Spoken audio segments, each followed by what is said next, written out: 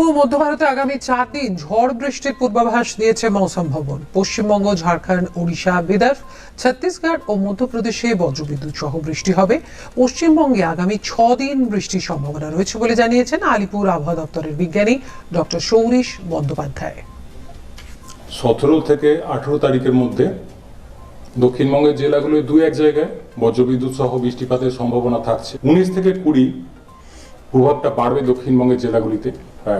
সব জেলাগুলিতেই বৃষ্টিপাতের সম্ভাবনা থাকছে দক্ষিণবঙ্গে, বজ্রবিদ্যুৎ সহ, সেই সাথে দমকা ঝোড়ো হাওয়া 19 থেকে 20 এই পিরিয়ডের মধ্যে। 21 তারিখেও বিক্ষিপ্ত বৃষ্টিপাতের সম্ভাবনা থাকছে বজ্রবিদ্যুৎ সহ দক্ষিণবঙ্গের জেলাগুলিতে। 22 তারিখ থেকে কমে যাবে। 22 তারিখে মেনলি পূর্ব মেদিনীপুর, উত্তর দক্ষিণ 24 পরগনা এই জেলাগুলো দু এক জায়গায় হালকা বৃষ্টি থাকতে পারে। তাছাড়া 22 তারিখ থেকে দক্ষিণবঙ্গে উন্নতি হবে আবহাওয়ার।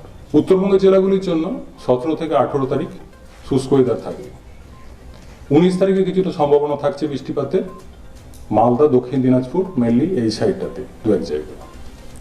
20 তারিখ থেকে উত্তরবঙ্গের জেলাগুলিতে এবার বৃষ্টিপাত একটু বাড়বে।